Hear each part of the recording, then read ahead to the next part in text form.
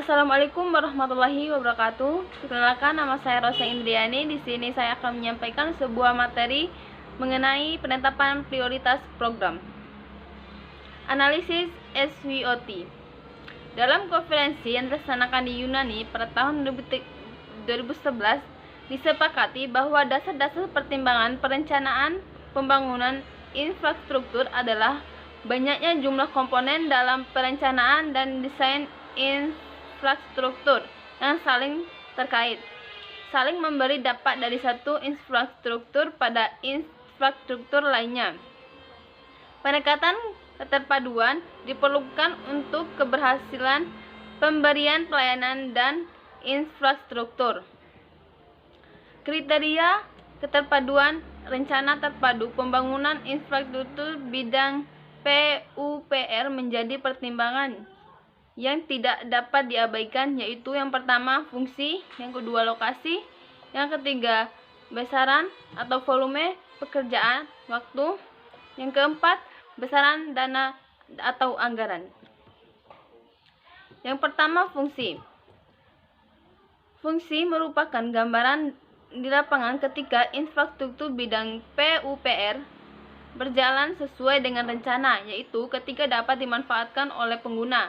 Sebagai contoh, air minum telah mengalir sehingga kepada rumah tangga pengguna atau konsumen, jalan telah memberikan akses hingga ke tempat tujuan, dan saluran pembangunan atau drainase telah berhasil mengalirkan air sehingga tidak mengenai kawasan permukiman. Yang kedua, lokasi. Lokasi adalah tempat di mana infrastruktur bidang PUPR dimaksud direncanakan akan dibangun, tepat di mana lokasi aktivitas ekonomi kawasan berada. Sebagai contoh, pipa air baku air bersih dipasang mulai dari hulu atau waduk atau sungai, sehingga masuk ke kawasan industri, kemudian pabrik-pabrik yang sangat membutuhkan air bersih. Yang ketiga, besaran atau volume. Besaran atau volume pekerjaan perlu dibangun sesuai dengan rencana agar infrastruktur bidang PUPR tersebut dapat berfungsi dalam memberikan pelayanan.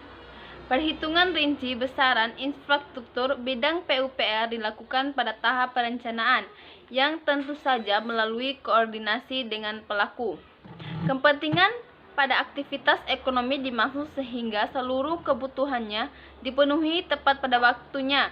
Besaran dimaksud adalah luas, panjang atau lebar, kapasitas, unit atau jumlah satuan agar tidak ada investasi yang ide atau berlebihan atau kekurangan besaran sehingga infrastruktur bidang PUPR dimaksud dengan berfungsi dengan baik.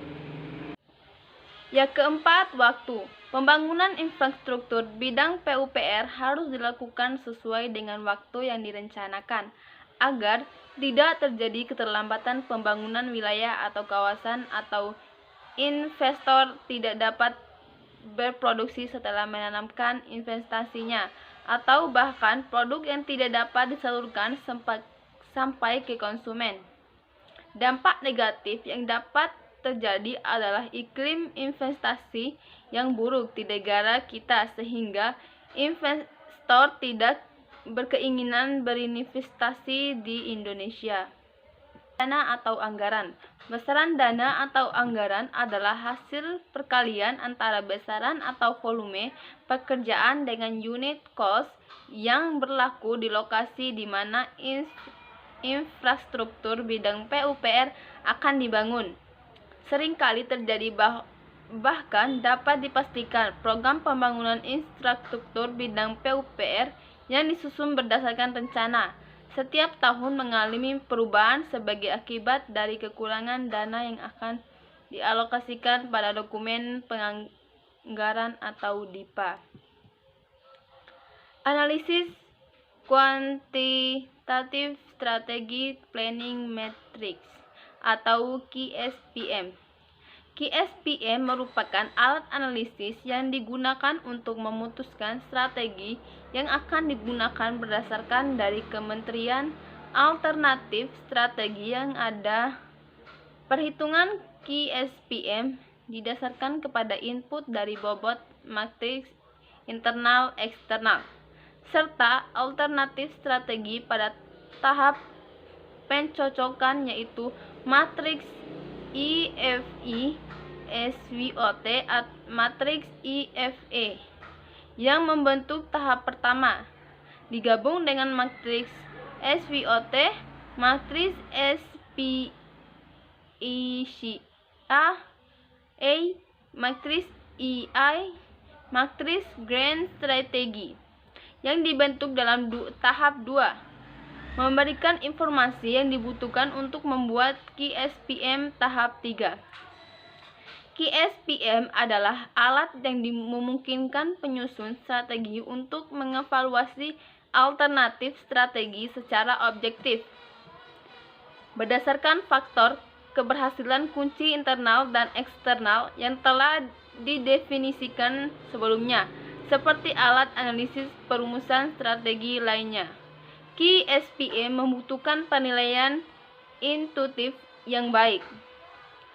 Analisis kluster.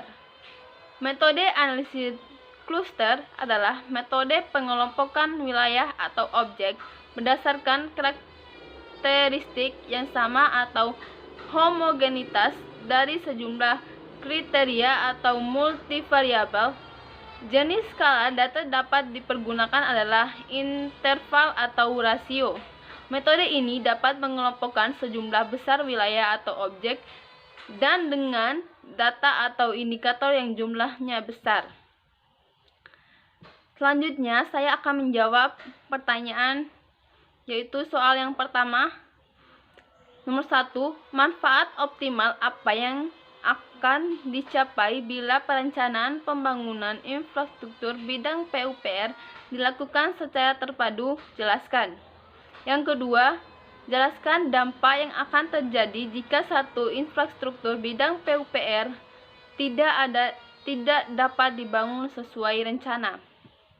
Jawaban soal nomor 1 yaitu manfaat keterpaduan antara lain adalah mencegah loss opportunity atau hilangnya peluang memperoleh mutually benefit atau manfaat yang berlipat ganda, dan terjadi percepatan pertumbuhan kawasan sebagai akibat dari impacting each upon another atau satu infrastruktur akan saling memberikan berdampak yang pada akhirnya memberikan multiple benefit yang manfaat ganda.